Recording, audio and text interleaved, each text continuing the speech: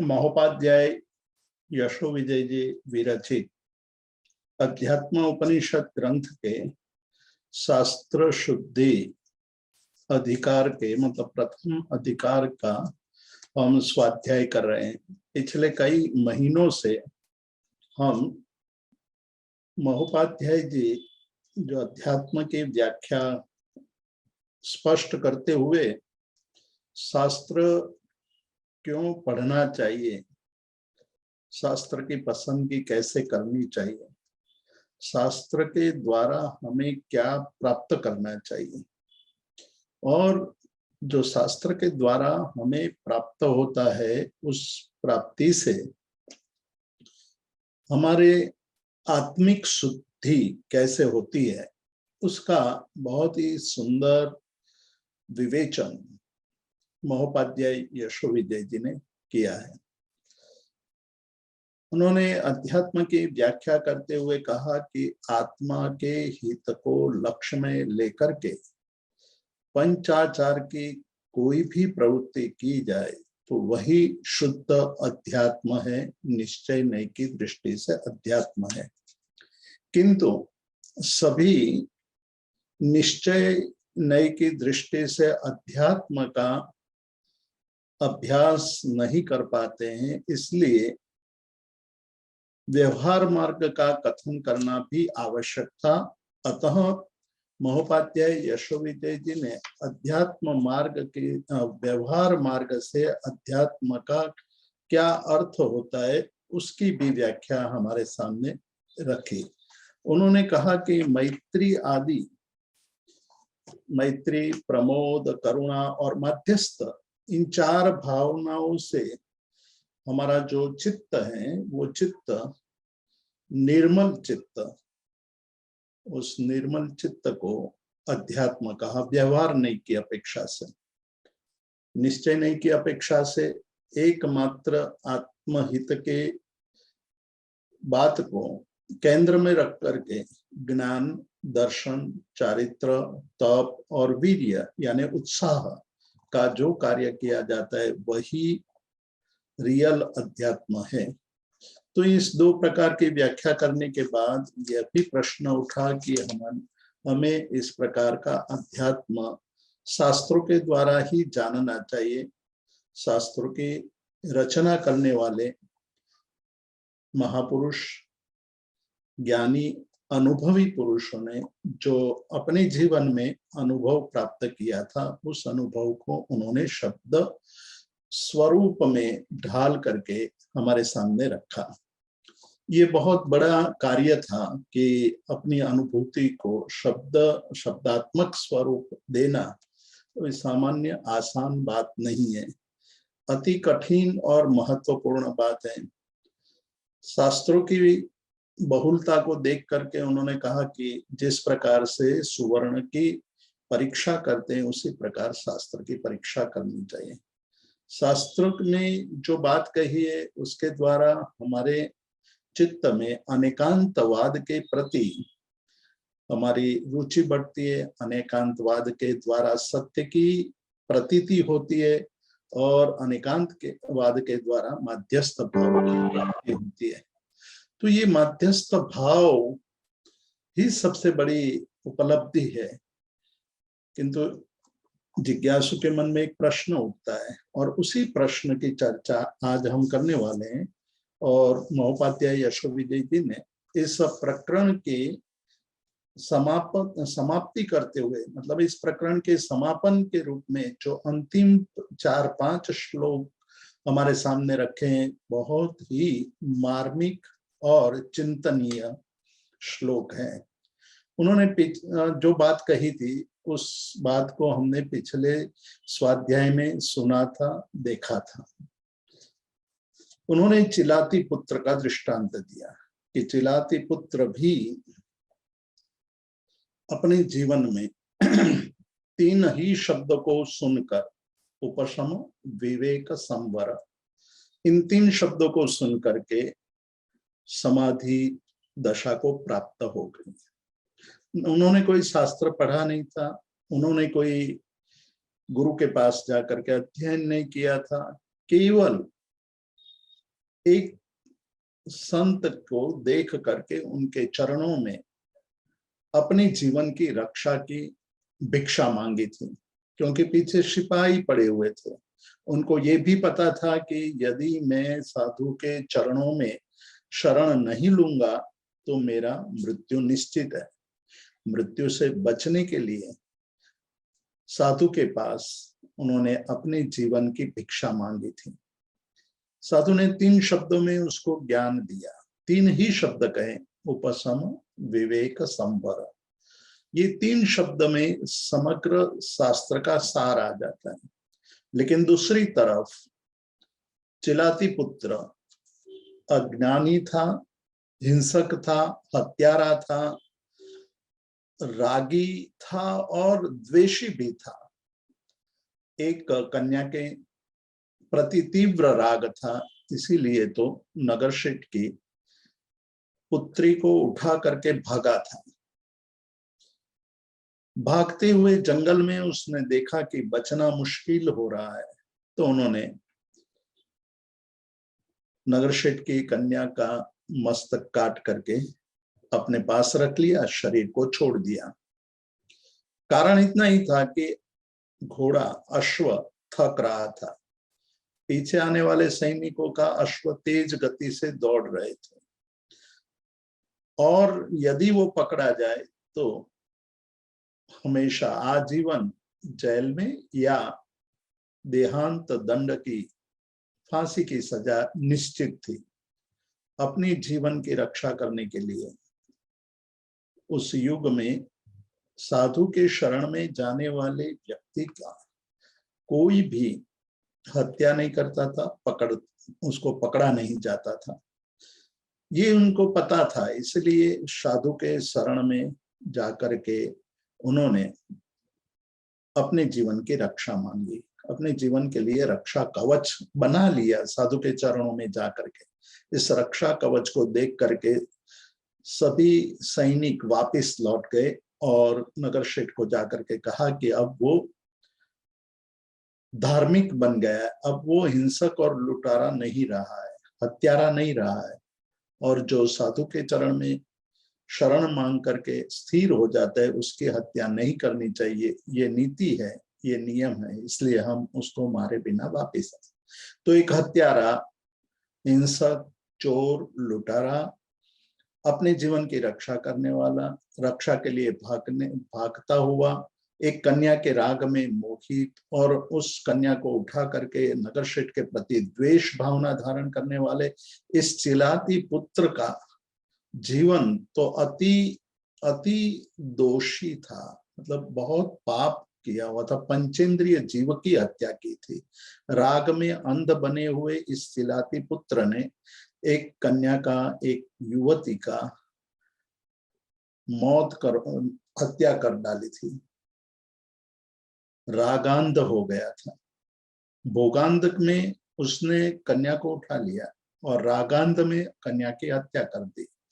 अब बचना मुश्किल था तो शरण खोज ली साधु की। साधु ने उनको 3 शब्द, मंत्र स्वरूप 3 शब्द दिए।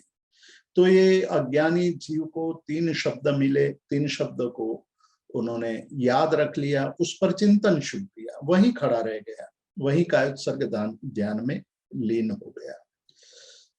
अब उनके मन में अपने देह के प्रति या किसी और व्यक्ति के प्रति राग न बचा, द्वेष न बचा, लेकिन अभी वो स्थिति नहीं आई थी।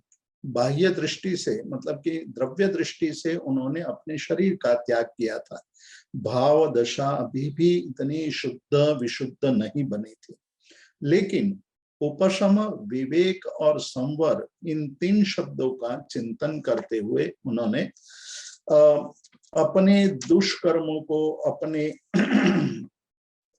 सभी पाप कर्मों का नाश कर दिया। पाप कर्म रूपी जो मल था, जो कचरा था, उस कचरा को जला दिया। ये बहुत बड़ी बात थी।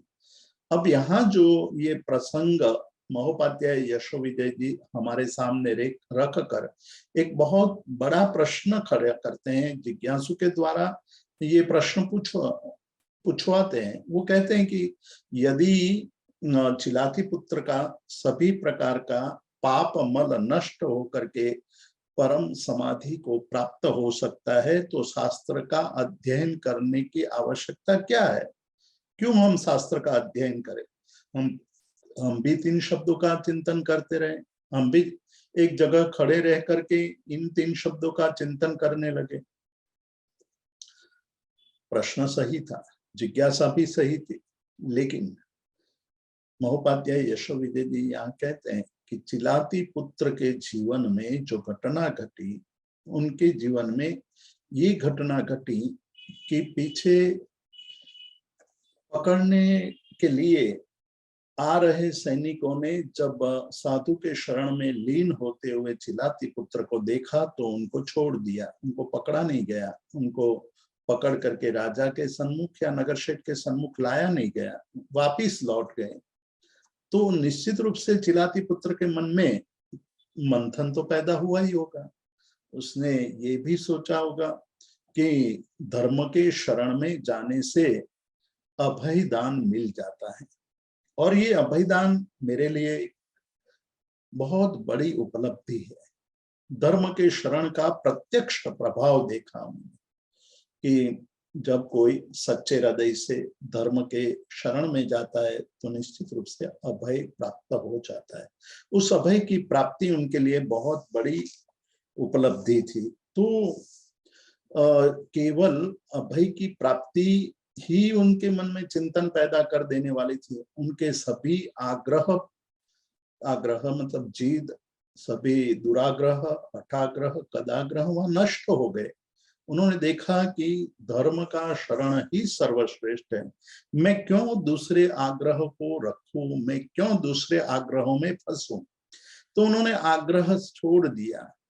यहाँ यशोविजय जी कहते हैं कि हमारे पतन का मुख्य कारण तो होता है आग्रह ही।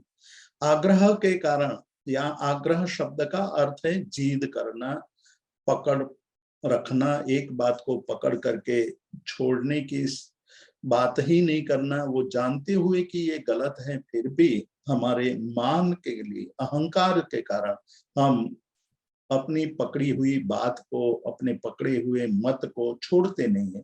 ये मताग्रह दुराग्रह है। यही मताग्रह, आग्रह हमें इस संसार के माया जाल में फंसा देता है। एक चक्रव्यूह में हम फंस जाते हैं। यहाँ उल्टा क्रम चला है। चिलाती पुत्र ने जब उपशम विवेक संवर सुना तो अपने सभी आग्रह को छोड़ दिया, आग्रह को छोड़ दिया और इसी पर चिंतन शुरू किया, प्रारंभ कर दिया कि उपशम किसका करना चाहिए।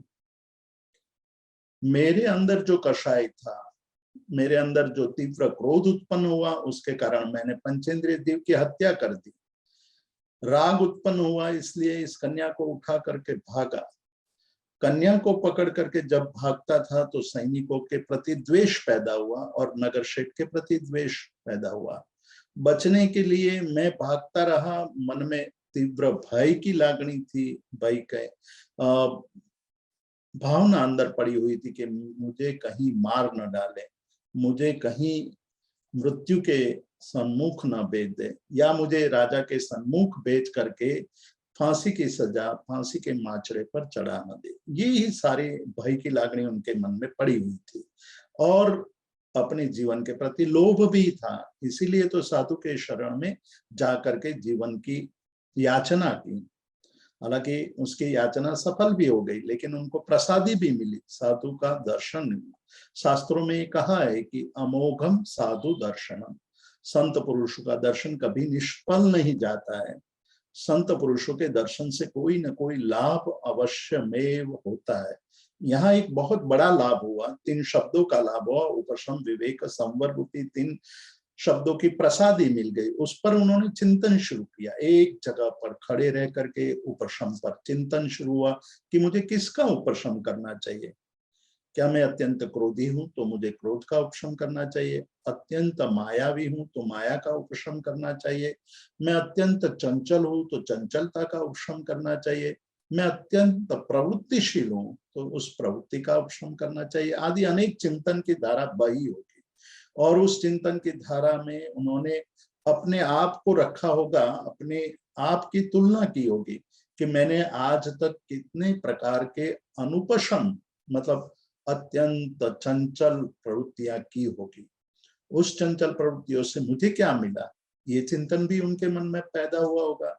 और इस प्रकार से चिंतन जैसे जैसे आगे बढ़ता गया होगा, वैसे वैसे उनके आग्रहों का और अपने मताग्रह का, अपने दुराग्रहों का शमन होता गया होगा।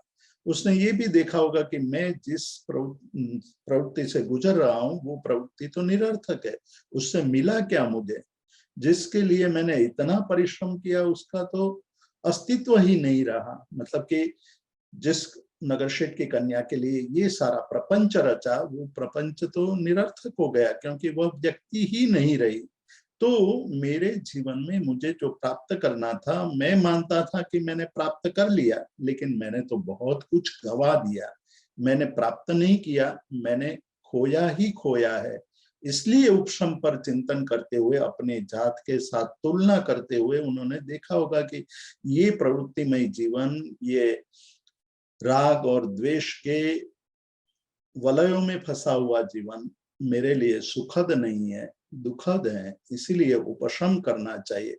उपशम के बाद विवेक की बात आई कि विवेक, सार असार का विवेक, हेय उपादेय का विवेक, ज्ञेय अज्ञेय का विवेक, त्याग और संग्रह का विवेक, उसमें से पसंद क्या करना, वो ही विवेक शक्ति से हम निर्णय कर पाते हैं। उस विवेक की बात उन्होंने बहुत गंभीरता से सोची होगी कि मेरा विवेक, मैं तो ये मानता था विवेकशील हूं, लेकिन मेरे में विवेक का एक अंश भी नहीं है।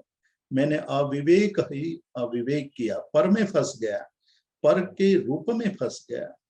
जो पुद्गल है उस पुद्गल में फंस करके मैंने विवेकहीन बन करके अनिच्छनीय प्रवृत्ति की, न करने योग्य प्रवृत्ति करके मैंने पंचेंद्रिय जीव की हत्या कर दी। वो विवेक नहीं था। मैं ये मानता था कि मैं विवेकवान हूं।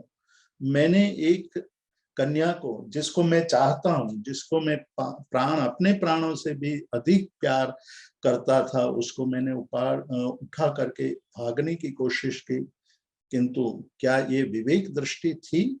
मैंने जो कार्य किया वो विवेक पूर्ण था या अविवेक पूर्ण था? हमने कुछ भी नहीं सोचा प्रवृत्ति करने के पहले, प्रवृत्ति करते वक्त और प्रवृत्ति करने के पश्चात भी।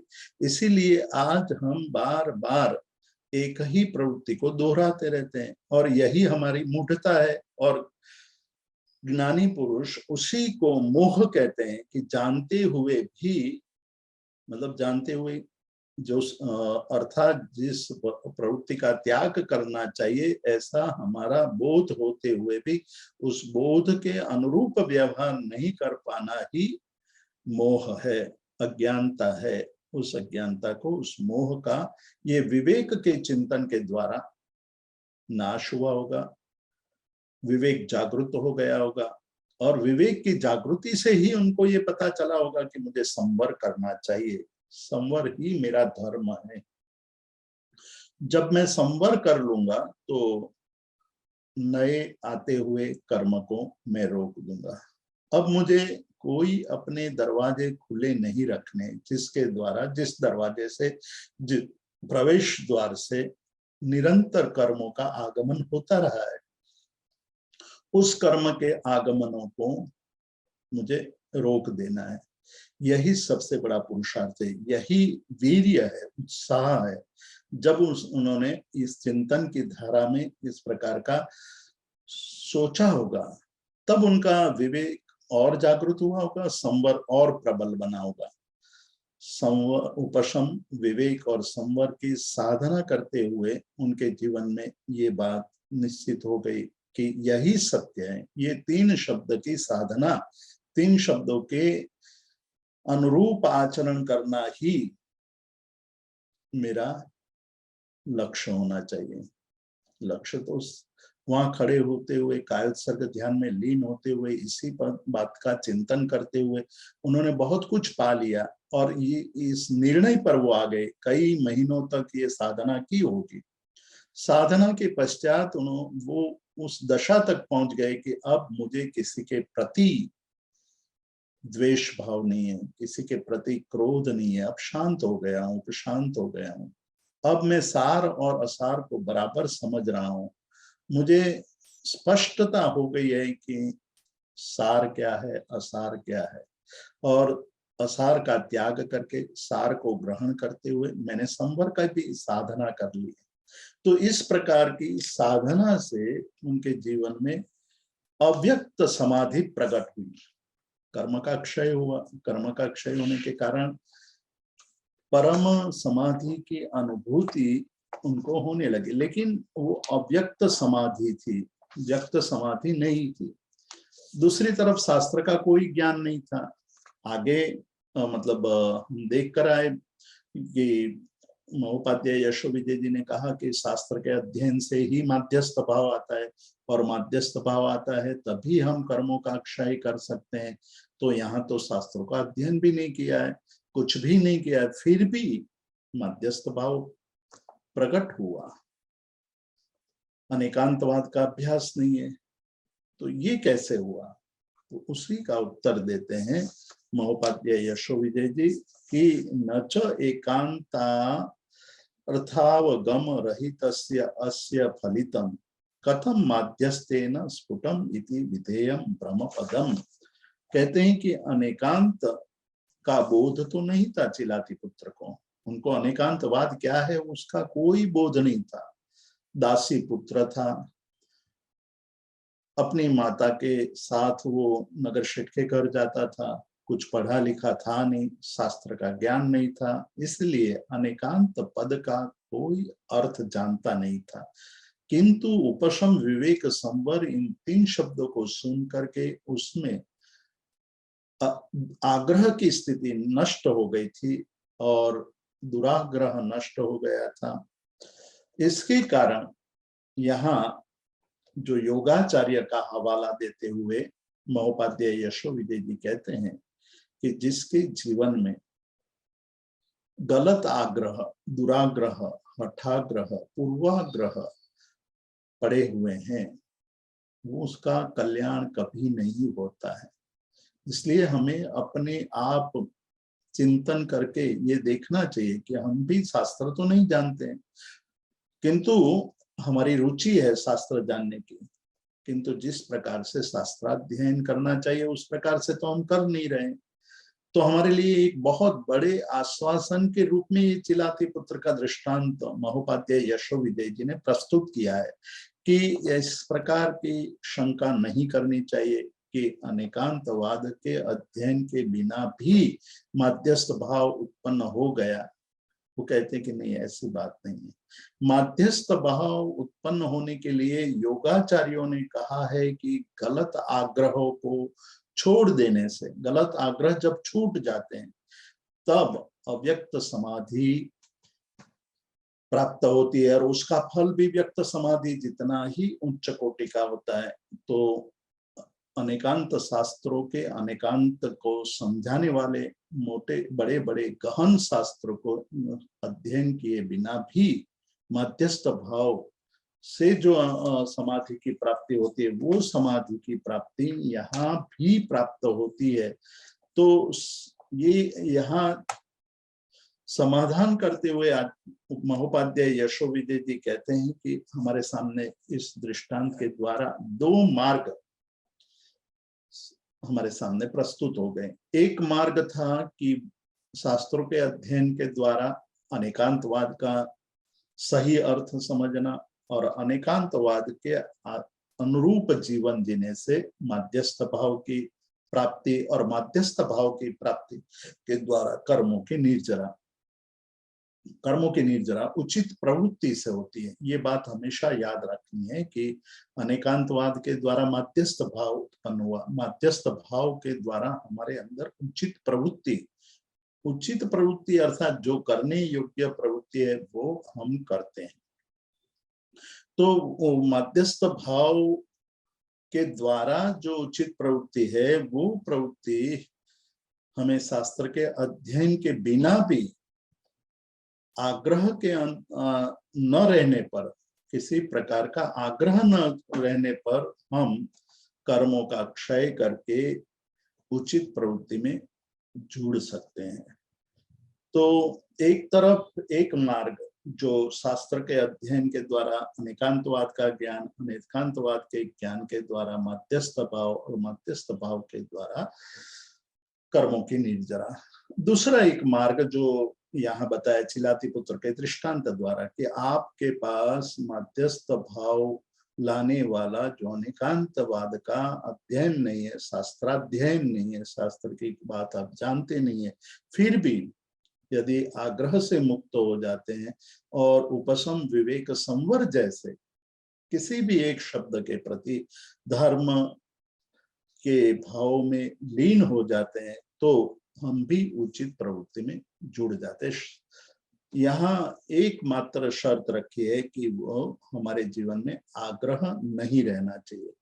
तो शास्त्र का अध्ययन, अनेकांतवाद की व्याख्या का स्पष्ट जानना, उसके द्वारा मध्यस्थ भाव और उसके द्वारा कर्म निर्जरा, ये एक मार्ग बना। दूसरा मार्ग बना, शास्त्र का अध्ययन नहीं है किंतु आग्रह भी नहीं है, आग्रह भी हट गया है, तो हमने जो कुछ भी अच्छा सुनने को मिलता है, उस अच्छे वाक्य या अच्छे धर्मोपदेश को सुन करके हमारे हृदय में भी संवर के भाव उत्पन्न हो जाते हैं।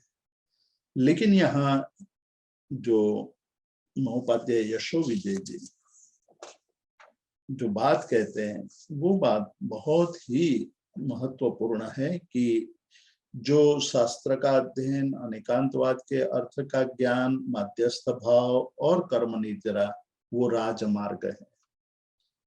मतलब उस मार्ग पर चलने से निश्चित रूप से आप अपने लक्ष्य पर पहुंच जाओगे। दूसरा है, वो राजमार्ग नहीं है, वैकल्पिक मार्ग है। वो मार्ग पर कोई विरला ही चल सकता है। उसमें अपने आग्रह का एक ऐसा विचित्र स्वभाव है कि हम आग्रह करते हुए भी ऐसा मानते हैं कि हम आग्रही नहीं है, हम दुराग्रही नहीं है। ये नहीं ऐसा मानना भी हम ये मानते हैं कि हमारा सबसे बड़ा निराग्रही, आग्रह से रहित स्वभाव है।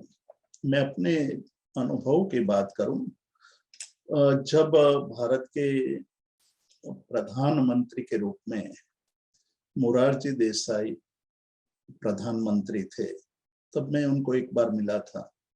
उस पर प्रश्न पूछा था कि सब लोग ये मानते हैं कि आप बहुत जिद्दी हो। तो मोरारजी देसाई ने कहा कि ये आपकी गलत धारणा है। लोग ये जिद लेकर बैठे हैं कि लोग मेरी जिद को छुड़वा कर ही रहेंगे। तो आप निर्णय कीजिए कि लोग जिद्दी हैं कि मैं जिद्दी हूं। लोगों ने ये जिद पकड़ ली है कि हम किसी तरह मोरारजी देसाई की जिद छुड़वाएंगे।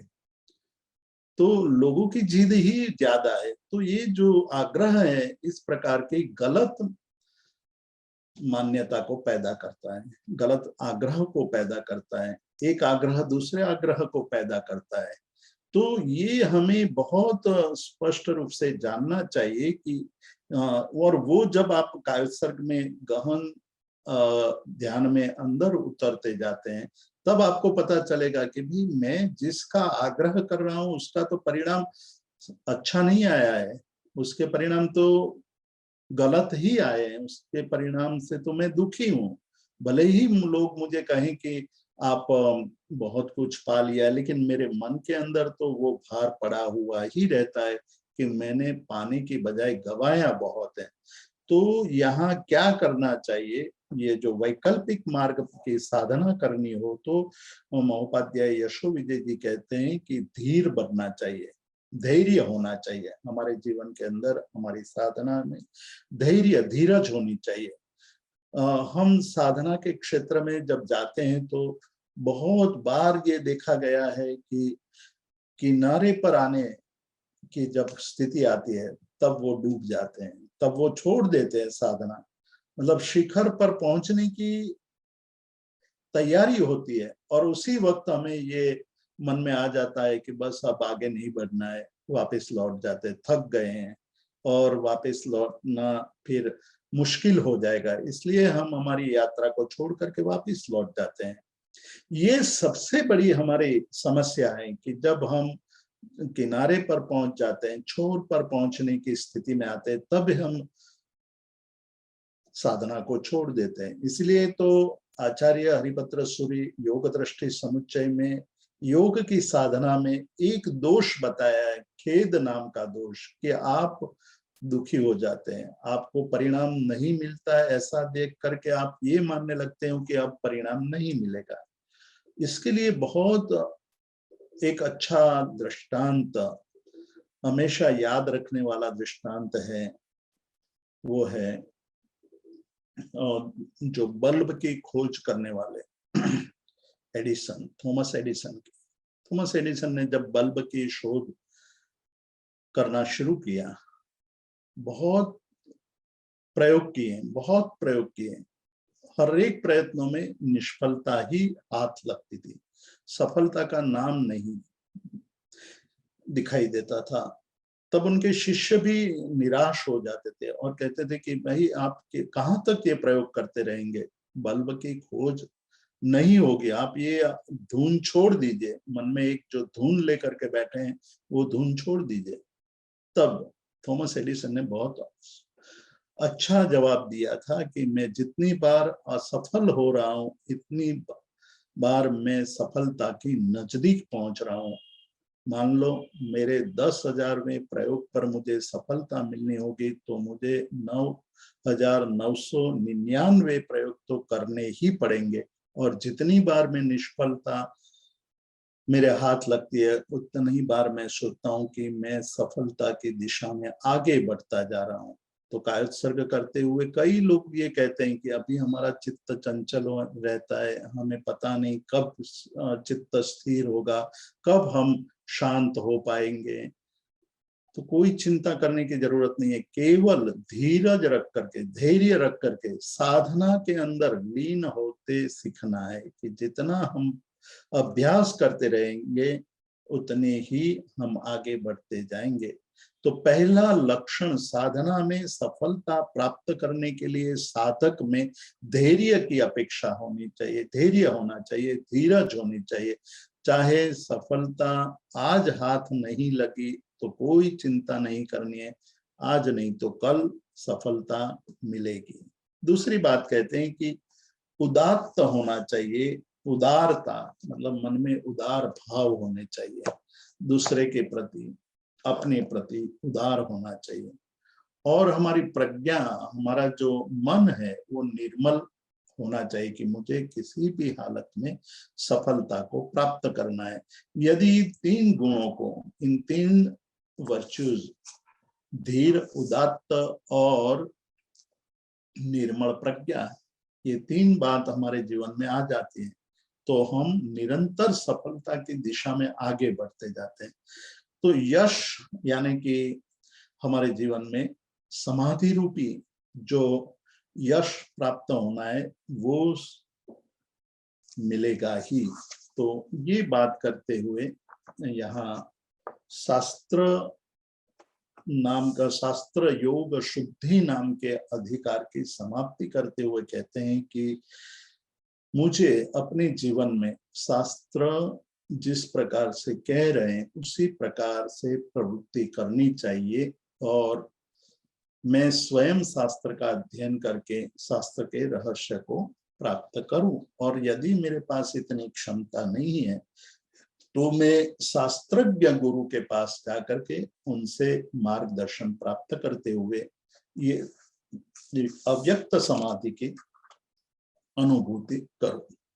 तो इस प्रकार से महोपाध्याय यशोविजय जी ने शास्त्र योग शुद्धि, शास्त्र योग बनाया। शास्त्र योग का अर्थ है हमारे पूर्वाचार्यों ने जो साधना करके जो नवनीत पाया था, जो नवनीत की बात कही थी, उस नवनीत को शब्दात्मक रूप में उन्होंने जो लिखा वही शास्त्र बना। उस शास्त्र के अध्ययन से हमें उनके अनुभव की, उनकी साधना की, उनके साधना में आए हुए उपसर्ग और परिसहों की सभी बातों की ज्ञान होता है। सभी बात हम जानने लगते हैं तो फिर हम सोचने लगते हैं कि मेरे उपसर्ग तो बहुत सामान्य कोटि के हैं और मेरी चंचलता उत्कृष्ट कोटि की है।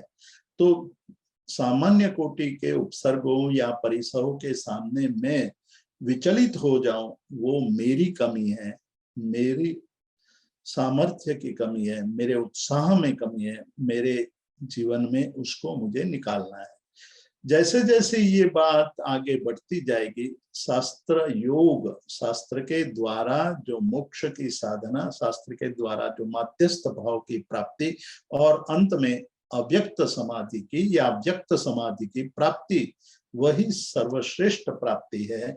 इसीलिए यहाँ महोपाध्याय यशो विजय जी ने शास्त्र को योग की उपमा दी कि शास्त्र के द्वारा योग की साधना वो हमारे जीवन में बहुत बड़ा मायना रखती है और उसके लिए हमें शुद्ध शास्त्र को पसंद करना चाहिए, शास्त्रज्ञ गुरु की पसंदगी करनी चाहिए और जीवन में माध्यस्थ भाव को प्राप्त करने के लिए शास्त्रों का सहारा लेना चाहिए। और हम शास्त्र नहीं पढ़ सकते या शास्त्र के पढ़ाई में हमें दिक्कत आ रही है तो हम शास्त्रज्ञ गुरु के पास जाकर के अपने जीवन में साधना के क्षेत्र में आगे बढ़ सकते हैं उसके मार्गदर्शन के अनुसार। किंतु आवश्यकता यही है कि हमारे अंदर कोई आग्रह नहीं रहना चाहिए, धीरता धैर्य होना चाहिए, उदारता मतलब उदार भाव होने चाहिए और अंत में कहा निर्मल चित्त। जो व्यवहार अध्यात्म है, आप देखेंगे कि एक एक श्लोक में महोपाध्याय यशो विजय जी अध्यात्म की दिशा में कितनी सूक्ष्मता से हमारी प्रज्ञा को ज्यादा तेजस्वी बना रहे हैं, ओजस्वी बना रहे हैं, हमारी प्रज्ञा को निर्मल बना रहे हैं। तो प्रज्ञा की निर्मलता के लिए शास्त्राभ्यास आवश्यक है, लेकिन वो शास्त्राभ्यास करने से पर्याप्ति नहीं है, मतलब वो ही पर्याप्त नहीं है, उससे आगे भी हमें बढ़ना है, उसके आगे भी हमें कुछ करना है। और वो क्या करना चाहिए, शास्त्र के अध्ययन के पश्चात हमारा क्या कर्तव्य होना चाहिए, हमें क्या सीखना चाहिए, किस प्रकार से साधना करनी चाहिए और शास्त्र हमें कब उपयोगी हो सकते हैं। शास्त्र की बहुत बड़ी बातें की महोपाध्याय यशो विजय जी ने कह दिया कि शास्त्र शुद्ध शास्त्र के मतलब कि कष छेद और ताप रूपी 3 परीक्षा करके आपने जिसको चुना है उस शास्त्र से भी आपको लाभ कब हो सकता है, वो दूसरे अनुभव योग शुद्धि उस दूसरे प्रकरण में हमें बताएंगे। बहुत ही गंभीर बातों में हम प्रवेश कर रहे हैं। वहां ये भी कह देंगे कि शास्त्र बहुत काम के नहीं है।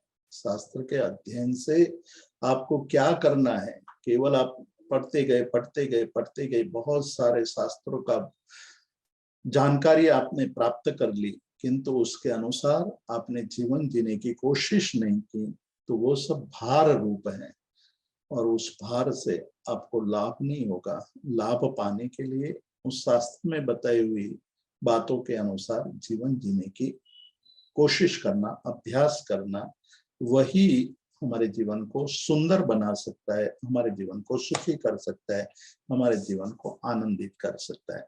तो आज हम इस पहले प्रकरण की समाप्ति करने जा रहे हैं और समाप्ति के पश्चात अभी तक के जितने भी स्वाध्याय हुए हैं उसमें से किसी के मन में भी कोई भी प्रश्न है या कुछ जिज्ञासा है उस जिज्ञासा के बारे में आप यहाँ अपने बातों को प्रस्तुत करेंगे, उस पर चिंतन करेंगे और आगे जो महोपाध्याय यशोविजय जी जो बताने वाले हैं उसकी भी चर्चा हम प्रारंभ करेंगे। तो सबसे पहले हम यहाँ थोड़ी आपके मन में जो प्रश्न है उस प्रश्न की चर्चा करके आगे बढ़ेंगे। प्रदीप भाई, आप अनम्यूट कर सकते हैं। प्रणाम नीलेश भाई, नील भाई, प्रणाम जीतू भाई। आपने अव्यक्त समाधि क्या बात की, उसको थोड़ा ज्यादा समझाएंगे? व्यक्त समाधि, जिसको मैं पहले आपके सामने योग मार्ग की साधना के द्वारा बताता हूँ। यम, नियम, आसन, प्राणायाम, प्रत्याहार, धारणा और ध्यान करते हुए उस मार्ग से गुजरते हुए जो समाधि प्राप्त होती है उसको व्यक्त समाधि की है कहा है। उसी प्रकार कषच्छेद और ताप से परिशुद्ध निर्मल शास्त्र का अध्ययन करते हुए हमारी मति निर्मल हो जाए, स्वच्छ मति हो जाए, तो ये स्वच्छ मति के द्वारा मति की स्वच्छता, मति को यहाँ एक विशेष विशेषण के द्वारा हमें बता रहे हैं कि हमारी मति स्वच्छ होनी चाहिए। अस्वच्छ यानी कि दूषित पानी होता है, गंदा पानी होता है, दुर्गंध भी मारता है, पीने लायक भी नहीं है, उससे कोई लाभ भी नहीं होता है, वैसे पानी का कोई मतलब नहीं है। उसी प्रकार दूषित मति, हमारी मति दूषित है तो उस दूषित मति से कोई लाभ नहीं होगा। लेकिन जिन्होंने शास्त्र का अध्ययन नहीं किया है, जिन्होंने अष्टांग योग की साधना नहीं की है, वो पतंजलि के सूत्र के अनुसार, योग सूत्र के अनुसार या आचार्य हरिभद्र सूरी के योग दृष्टि समुच्चय के अनुसार जिन्होंने मित्रा, तारा, बला, विप्रा, स्थिरा, कांता, प्रभा, परा, इन योग दृष्टियों की साधना करते करते परा दृष्टि तक पहुंचने पर जो समाधि का अनुभव होता है वो व्यक्त समाधि है। लेकिन जिन्होंने इस साधना से गुजरे नहीं है, सीधा ही कुछ शब्दों को सुनकर, कुछ वाक्य को सुनकर, कुछ अच्छी बात को सुनकर उसी के अंदर लीन हो जाते हैं, उसी में स्थिर हो जाते हैं। जैसे कि मास्तुष ऋषि ने कुछ अध्ययन करने पर भी अध्ययन नहीं कर पा रहे थे, याद नहीं रहता था, जड़मती थे, अत्यंत जड़मती था कि भूल जाते थे। अपनी जड़ता के कारण आसन से उठ करके जैसे ही अपने आसन पर आते थे, गुरु के पास पाठ लेकर के अपने आसन तक पहुंचते हुए भूल जाते थे। गुरु ने एक दिवस एक मंत्र दे दिया। आज मंत्र का अर्थ भी सिखाया था, पहले भी सिखाया होगा, लेकिन आज वो मंत्र का अर्थ उनके दिमाग में स्थिर हो गया, लेकिन वो शब्द नहीं याद रहा। मारुष, मातुष, वो शब्द याद नहीं रहा, मास्तुष याद रहा। वो भी मूल जो बात कही थी वो उसी रूप में याद नहीं रही थी, उसमें भी परिवर्तन आ गया था, उसमें भी शुद्धि नहीं रही थी। फिर भी उसका चिंतन करते हुए आग्रह नहीं रहा था, कोई किसी भी प्रकार का आग्रह नहीं था, धीरज थी। अब गुरु के प्रति वो पूर्ण श्रद्धा थी कि गुरु ने जो शब्द मुझे कहे हैं, माँ रुष माँ तुष, वही सत्य है, उसी के द्वारा मेरा कल्याण हो जाएगा और उसी को मैं जीवन में अपनाऊं। तो वो धैर्य था, उदारता थी कि मुझे इसी की साधना करनी है। मुझे दूसरे क्या कर रहे हैं, दूसरे मेरे से आगे निकल गए, वो बहुत ज्ञानी बन गए, या दूसरे अज्ञानी हैं, जड़ हैं, मेरी बात को मानते नहीं है, या मेरे प्रति दुर्भाव रखते हैं, ऐसा कोई भाव मन में नहीं रखा। सभी के प्रति मैत्री भाव, उदार भावना हो गई और अंत में जाकर के मति की निर्मलता हो गई। निर्मल मति का जो मैल था वो निकल गया। केवल एक वाक्य का रटन करने से, केवल एक वाक्य का वास्तविक अर्थ सहित उसका जाप करते हुए तो वो निकल गया। इसलिए जो मैल था, जो गंदगी थी, वो निकल गई। तो शास्त्र द्वारा जो निकलती है वो पानी को स्वच्छ कर देती है। उसी तरह जो इस प्रकार की साधना करते हुए जो दृष्टि प्राप्त होती है, जो निर्मलता प्राप्त होती है, उसको अव्यक्त समाधि कही है। एक सिस्टमेटिक ढंग से आगे बढ़ने के बजाय सरलता से जल्दी वहां पहुंच जाना, वो अव्यक्त समाधि है। लेकिन अव्यक्त समाधि में वही सुख मिलता है जो व्यक्त समाधि वाले अनुभव करते हैं। तो ये बात हमें ध्यान में रखनी चाहिए। आभार जीतू भाई। किसी और को कोई प्रश्न हो तो वो अपने हैंड रेज कर सकते हैं।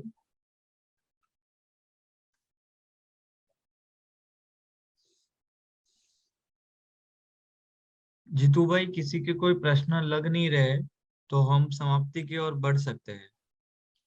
हाँ, तो आज मतलब हम शुरू करना करें या फिर अगली बार शुरू करें, जैसा भी आप बताओ तो उस जैसे प्रकार। आपको लगे, अगर आपको कोई थोड़ा सा शॉर्ट नेक्स्ट टॉपिक जो है उसका कुछ शॉर्ट समरी या ब्रीफ जैसा कुछ एक्सप्लेन करना है तो करें, या फिर हम नेक्स्ट उससे ही चालू करें। ओके। पहले अधिकार में, मतलब पहले प्रकरण में, जिस प्रकरण के हमने बहुत विस्तार से चिंतन किया, उसकी समाप्ति हो गई आज। उसके लिए उन्होंने 77 श्लोक संस्कृत भाषा के रखे हमारे सामने। बहुत सारी बातें उसमें बताई हैं। महोपाध्याय यशोविजय जी की एक विशेषता ये भी है कि वो बहुत संक्षेप में बहुत गंभीर बात कहने की कला रखते थे। मतलब एक श्लोक के आधार पर लोग एक एक शास्त्र का निर्माण कर सके, उतने गंभीर ये श्लोक हैं। कहने का मतलब यही है कि उसमें बहुत माल भरा पड़ा हुआ है। आप जितना चिंतन करते जाओगे, जितना अभ्यास करते जाओगे, उतना ही उसके अंदर रहे हुए रहस्य को प्राप्त कर पाओगे। तो ज्ञान शास्त्र की आवश्यकता पर, शास्त्र के द्वारा प्राप्त जो हमें लाभ है उसकी बात करते हुए महोपाध्याय यशोविजय जी कहते हैं कि ये तो बात कह दी, लेकिन अब आगे क्या, आगे क्या करना चाहिए। तो अब शिष्य की मति को और भी विस्तृत करते हैं। कहते हैं कि दिशा दर्शितया शास्त्र, शास्त्र में जो दिशा दिखाई गई है उस दिशा से मोक्ष मार्ग में चलने वाले, शास्त्र की बात कही, शास्त्र में जो दिशा दर्शाई गई है उस दर्शाई गई दिशा को अनुसार चलने वाला निर्मल बुद्धि वाला साधक, अच्छमति, अच्छ यानी स्वच्छ, स्वच्छ यानी निर्मल बुद्धि वाला, जो मोक्ष मार्ग की विशेष प्राप्ति के लिए ज्ञान का प्रयोग करे, वही सच्चा साधक है। अब यहाँ इसमें बहुत बड़ी बात कह दी है। वो कहते हैं कि शास्त्र योग शुद्धि अधिकार तो हमने कह दिया, शास्त्र का अध्ययन करना चाहिए, शास्त्र के चयन के बारे में हमको बता दिया। अब कहते हैं कि शास्त्र का चयन तो कर लिया, लेकिन शास्त्र में जो बात कही है, शास्त्र में जिस मार्ग का कथन किया गया है, शास्त्र में जो एक पूरी दिशा बताई है, उस दिशा के अनुसार स्वच्छमति से, स्वच्छमति का अर्थ है कि मन के अंदर कोई भी प्रकार की शंका, कुशंका, आग्रह, दुराग्रह, हठाग्रह, शास्त्रकार के प्रति शंका करके हमें कोई लाभ नहीं होता है। आप देखिए, एक युद्ध के मैदान में श्री कृष्ण ने अर्जुन को जो बात सुनाई वो रिकॉर्ड हो गई, मतलब वो उसको लिखी गई।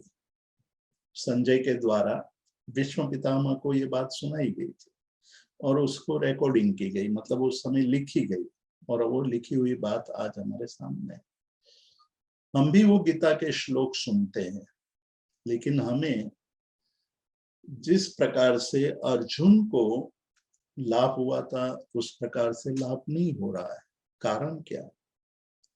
कारण एक ही है कि अर्जुन ने श्री कृष्ण के द्वारा जो बात कही गई उसका मन के अंदर आचरण करता गया, स्वच्छ मति से आचरण करता गया कि यही सत्य है, उस मार्ग पर चलने से मुझे अपनी गंतव्य की प्राप्ति हो जाएगी।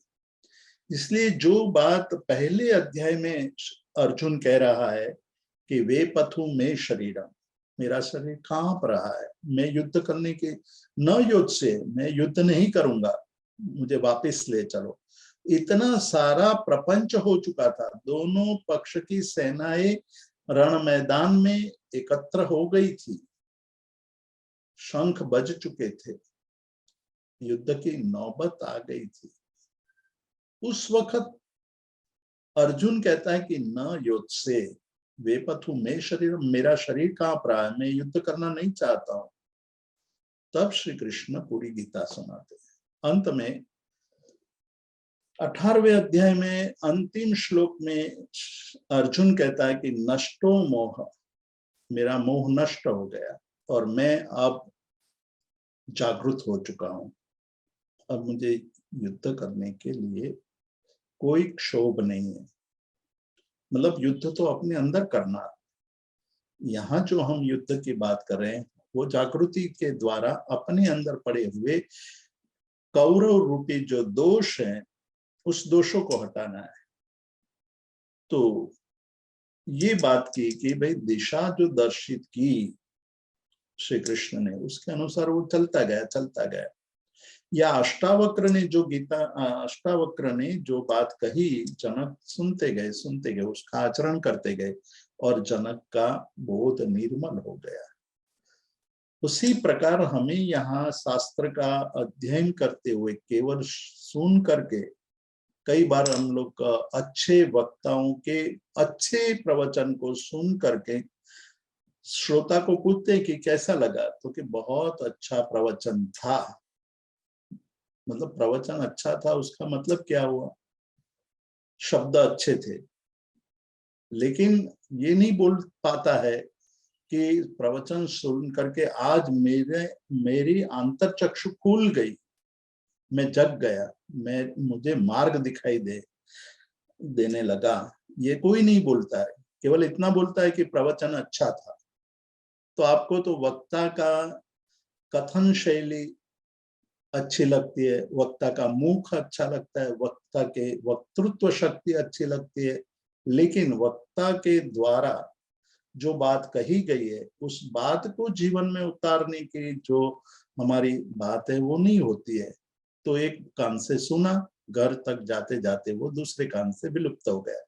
इसलिए हमारे पास कहने के लिए इतना ही बचता है कि वक्ता का प्रवचन बहुत अच्छा था। उसको दूसरा प्रश्न पूछिए आप कि क्या अच्छा था, तो कहेगा कि भाई अब तो YouTube में देखना पड़ेगा, फिर से सुनना पड़ेगा, घर जाकर के सुन करके बताएंगे। दूसरी बार पूछोगे तो कहेगा कि भाई कुछ याद नहीं है और टाइम भी नहीं रहा सुनने का। कई बार कई लोगों को ये शौक होता है संग्रह करने का। पहले के युग में कैसेट, मतलब जो टेप रिकॉर्डर की कैसेट आती थी वो इकट्ठी करते थे, पूरी अलमारी भर जाती थी। और कोई आता था तो उनको बताते थे कि भाई मेरे पास ओशो की सारी कैसेट्स हैं, इनकी सारी कैसेट्स है, ये है वो है, लेकिन उसके अनुसार चलने की कोशिश नहीं की हमने। हम जब ये बात यहाँ कर रहे हैं तो यशो विजय जी हमें यही बात के लिए जागृत कर रहे हैं कि भाई आप शास्त्र को सुन रहे हैं, शास्त्र का अध्ययन कर रहे हैं, तो शास्त्र ने जो दिशा दिखाई है उस दिशा पर स्वच्छ मति से अब चलने की, केवल चलने की बात नहीं कर रहे हैं, स्वच्छ मति से चलने की बात कर रहे हैं। पहला कदम जो उठाया है बहुत ही महत्वपूर्ण कदम है कि आप किसको पसंद कर रहे हैं, किसका चयन कर रहे हैं, किस शास्त्र का चयन कर रहे हैं। शास्त्र भी महत्वपूर्ण है, तो शास्त्र में दर्शाई हुई बातों पर चलना उससे अधिक महत्वपूर्ण है। मतलब स्वच्छ मति से चलने की बात कर रहे हैं कि मति, स्वच्छ मति का अर्थ है। और जब श्री कृष्ण को अर्जुन ये कहता है कि नष्टो मोह, मेरा मोह नष्ट हो गया, मैं जागृत हो गया, तो उसके पीछे ये भाव रहा है कि कृष्ण की बातों में उनको पूर्ण श्रद्धा थी। वही बात उससे भी अधिक भारपूर्वक हमें अपने आगम दर्शाते हैं कि तमेव सच्चम निसंकम जम जिनेहि पवेयम। तमेव सच्चम, कहते हैं कि वो सत्य है। क्या सत्य है? वितराग परमात्मा, श्रमण भगवान महावीर, अंतिम तीर्थंकर वर्धमान स्वामी ने जो बात कही है वो ही सत्य है। इतनी श्रद्धा, इतनी प्रगाढ़ श्रद्धा, उस पर मुझे कोई शंका नहीं है।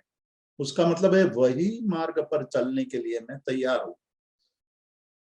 मेरे तो कदम ही उठते नहीं है। मैं तो केवल यही कह रहा हूं कि भाई हमारा धर्म श्रेष्ठ है, धर्म श्रेष्ठ है और कर्म हमारे निकृष्ट है। हम कभी कर्म करने की बात आती है तो हमारे पैर वहां कांपने लगते हैं। जो बात श्री कृष्ण को अर्जुन ने पहले अध्याय में की थी, दूसरे अध्याय के प्रारंभ में की थी कि वे पतु में शरीरम, यहाँ कहते हैं कि वे पतु में पदम, मेरे पैर कांप रहे हैं, मैं नहीं कर पाता हूँ। मैं नौकारशी भी नहीं कर रहा हूँ, नहीं कर पाता हूँ, और चौबियार भी नहीं कर पाता हूँ। जो सबसे छोटा पचकान है, सबसे छोटी बात कही है, वो क्यों नहीं हो रही है? क्योंकि वितराग परमात्मा की वाणी पर पूर्ण श्रद्धा नहीं है, संपूर्ण श्रद्धा नहीं है, पूर्ण निशंकनीय है। उसमें कोई शंका करने जैसी नहीं है कि मैं अपने जीवन में पूरे 24 घंटे का व्रत नहीं कर रहा हूं तो दिन भर जितना खाना खा सको उतना खा लो, लेकिन रात को विराम कर दो, क्योंकि रात को खाना अनेक जीवों की हत्या का निमित्त बनता हूं मैं। ये बात हम समझ ले तो नियम लेने की जरूरत नहीं पड़ेगी और अपने आप चौबियार होता जाएगा, अपने आप नौकारशी होती जाएगी। क्योंकि जहर है, वो जहर के रूप में हमें बोध हो जाए कि ये पॉइजन है, और पॉइजन को छुएंगे भी नहीं। जब तक हमारी अज्ञानता है तब तक तो हम पकड़ करके रखेंगे, जब तक मिथ्यात्व है तभी तक ये बात करते रहते हैं। एक तरफ तमेव सत्यम निसंकम जम जिनेहि पवेयम बोलते हैं, और दूसरी तरफ रात भोग विलास में और भोग वैभव में लिप्त रहते हैं।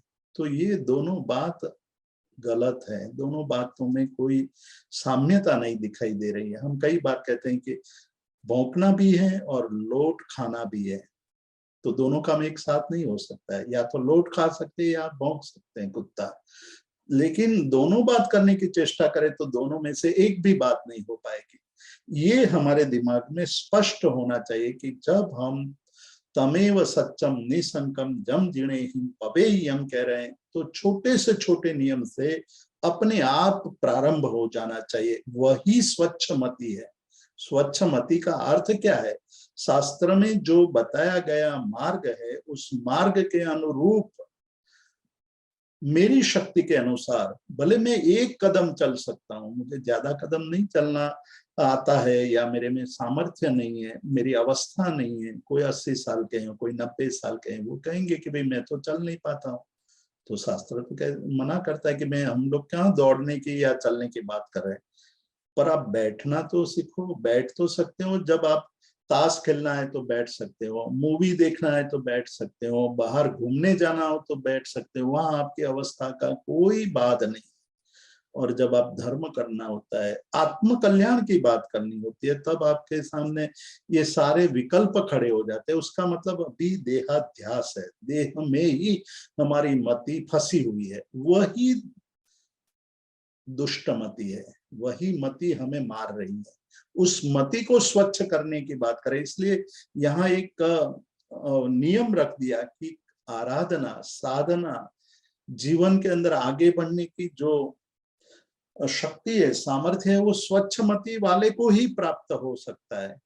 जिसके मति में सुबह मंदिर में जाकर के बहुत अच्छा स्तवन गा लिया, बहुत अच्छा स्तोत्र बोल लिया, और मंदिर से बाहर निकलते हुए दूसरे की निंदा शुरू हो गई, तो वो स्वच्छ मति नहीं है। स्वच्छ मति का अर्थ है मैंने जिस जीव से परमात्मा की स्तुति की है उस जीव को मैं अब गंदी नहीं करूंगा, अब मैं कोई किसी के दोष को बोलूंगा ही नहीं, मेरी जीभ को स्वच्छ रखना है। वो जीभ की स्वच्छता वही है कि मधुर वाक्य का कथन करना, निर्दोष वाक्य का कथन करना, किसी की निंदा नहीं करना। वही वितराग परमात्मा कह रहे हैं कि भाई जीवन में इस प्रकार की मनोगुप्ति, वचन गुप्ति और काय गुप्ति का पालन, और मन गुप्ति, वचन गुप्ति, काय गुप्ति के प्रति सजाग रहने के लिए काय उत्सर्ग का कि काय उत्सर्ग करते रहो। मन गुप्ति हो जाएगी, वचन गुप्ति हो जाएगी, काय गुप्ति हो जाएगी, और वो आपकी मति को स्वच्छ करते जाएंगे। ये तीनों गुप्तियों की साधना मति को स्वच्छ करती जाएगी। मति जैसे जैसे स्वच्छ होती जाएगी सभी आराधना अपने जीवन में आती जाएगी, नहीं तो आराधना हमें भार, बोझ रूप लगेगी। कहेंगे कि भगवान महावीर जब हुए तब तो कहाँ इतने दीपक थे, कहाँ इतनी लाइट थी, कहाँ इतना ये था, उनको ये भी पता नहीं था। उस समय तो दीपक से काम होता था, अंधेरा होता था तो छोटे छोटे कीड़े मकोड़े ये और हो जाते थे, इसलिए महावीर ने 24 की बात की, इसलिए महावीर ये कहते हैं। तो हम तो महावीर महावीर करके चलते हैं। हमारे परमात्मा के लिए हम इतना भी नहीं बोल सकते हैं कि श्रमण भगवान महावीर,